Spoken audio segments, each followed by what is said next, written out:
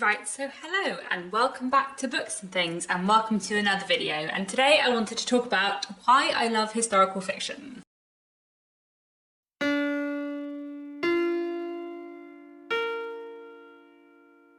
So I did one of these videos ages ago for why I love Victorian literature, and I thought I would do the same today and just give you 10 reasons why I love historical fiction, because I love historical fiction a lot. So number one, the first reason why I love historical fiction is learning about history. I am really interested in history, and history is one of my main interests, and I really love learning about the past through historical fiction and uncovering new time periods, finding out new time periods that I'm interested in through historical fiction, and kind of enriching my knowledge of the past through historical fiction. Obviously not all historical novels are hugely historically accurate, and it is important to, know that when you're reading historical fiction, but a lot of it is very well researched and very historically accurate, and I feel like I learn a lot about history from reading historical fiction. I'm hugely into history, as I said. At university I studied joint honours history and English literature, so half my degree was history, and I thoroughly enjoyed learning about history at university. I still enjoy reading non-fiction history books as well, but not quite as much as I love reading historical fiction. There's just something about historical fiction that I love, and I find it a really nice way to learn about history. And kind of related to that, the second point on my list, the second reason I love historical fiction is kind of the way historical fiction interacts with history, and the way historical fiction can offer interpretations of history in a slightly different way to a non-fiction book would do. The way historical fiction can look at a historical time period from a different angle, or give you a perspective on that historical situation that you might not know about from history or from reading classics or something, for example. I really enjoy how historical fiction can kind of interact with history and play with history in really fun ways. And I enjoy works of historical fiction that do fun, interesting things with history, whether that is, creating a kind of slightly alternative history, which authors like Natasha Pulley and Bridget Collins or Susanna Clarke do, or whether that is just having fun within a historical setting, which a lot of historical writers do. And in general, I just really like how historical fiction writers kind of interact with history in a really fun way. The third thing I have on the list is the setting. I really enjoy a historical setting, both in terms of a historical time period and wherever a work of historical fiction might be set in the world. But I really enjoy a historical setting and the way that an author can create a really rich setting when they're writing historical fiction, I suppose. There are so many historical novels I can think of where the setting feels like a character, or where the setting is really thoroughly explored in a way that it isn't always in a work of fiction set in the modern world, which is not always the case, but there's just something about the way setting is explored in historical fiction that I really, really enjoy, and that just works very, very well for me. There are many different kinds of settings that I love in historical fiction. I do love a big old historical house. That is something I thoroughly enjoy in a work of historical fiction, but also there are lots of books I can think of set in, in rural places or in big cities, in different points in history, where I just find the setting really rich and really enjoyable to read about.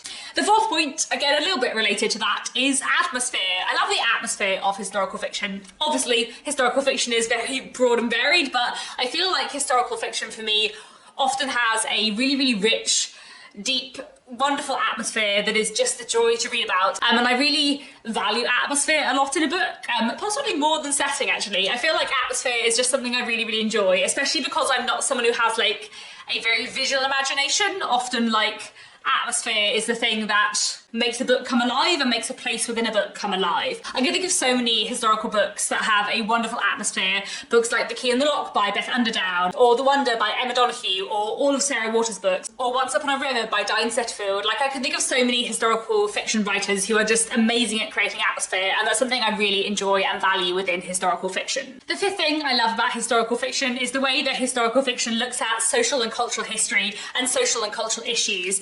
This is obviously a specific point within learning about history and interacting with history, but in general I am someone who is hugely into social history and cultural history. When I was at university I tried to focus on social history as opposed to political and economic history, and one of the things that I really like about reading historical fiction is that often historical fiction is about ordinary people within a interesting time period, and that is something that I'm really interested in history, so it's something I really enjoy in historical fiction, kind of looking at the lives of individual people and what their lives might have been like at at this point in time, putting a character within an interesting world and looking at how they interact with the society around them. And I also really enjoy it when historical fiction kind of looks at social and cultural issues in the past, in a way that is sort of relevant to the present day. So you can take away like a meaning or a relevance or a moral, I suppose, from a work of historical fiction where it is very much talking about the past, but there are issues which feel topical to the present day as well. That's something I also really enjoy. And the sixth thing that I love about historical fiction, again, kind of related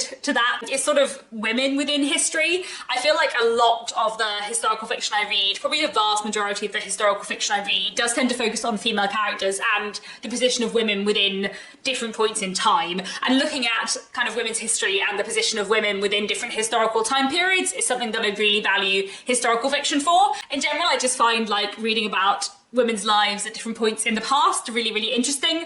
And especially because, less so now, but historically within the study of history and the study of the past has been quite focused on the past of men. So I really enjoy reading both non-fiction works of history, but also historical fiction that looks at women's lives in the past and examines them in what can often be a really fascinating way. The seventh thing I really like about historical fiction is the balance that you often get in historical fiction between plot and characters and setting, and writing style, I suppose. I've spoken before on this channel about kind of how my taste is somewhere in between commercial fiction and literary fiction. Often very, very literary fiction I find a bit too literary for me, but there's like a perfect space in the middle, often called reading group fiction, which I really love. And reading group historical fiction is like my favourite thing. And I feel like there are so many amazing books within this category, especially coming out of like British literature at the moment, which have this perfect balance of really interesting setting, really interesting themes, really interesting characters, beautiful writing, but also a really dramatic plot,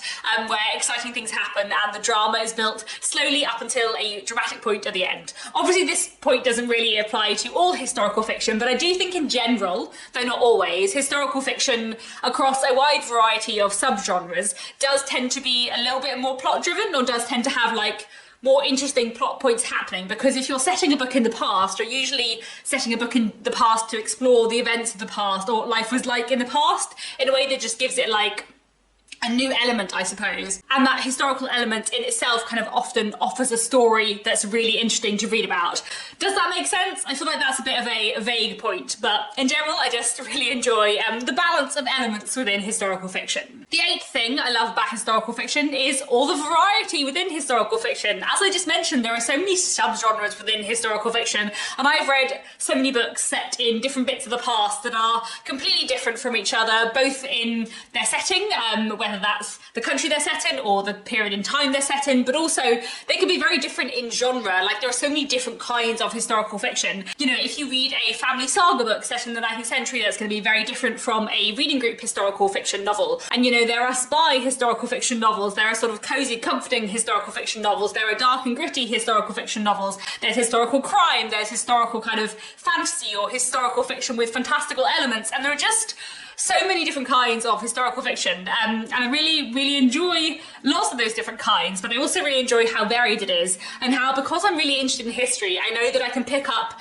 any kind of historical fiction and usually find some interesting element within it, which is something that is really fun, and I just really enjoy the variety within historical fiction. The ninth thing I love about historical fiction is the magical possibilities of historical fiction. I quite enjoy a work of literature with some kind of magical element. It's not something I always want to be there, but I quite enjoy a bit of magical element, something fantastical going on within literature, but not really in things that are set in the modern world. For some reason, contemporary literature with some kind of magical realist element doesn't always work for me, but historical fiction that has some kind of magical element, whether that is an actually magical element or the possibility of magic that is proved to be rational, is something that I really, really enjoy. There's so many historical novels I can think of which have some kind of speculative element in them, whether that is a bit of magic, whether that is some kind of time travel element, some kind of witchcraft, or some kind of fantastical creature. I don't know, but I feel like there's just a lot of possibility for a tiny bit of magic within historical fiction, and that's something that I really enjoy. But then the 10th reason that I really love historical fiction is that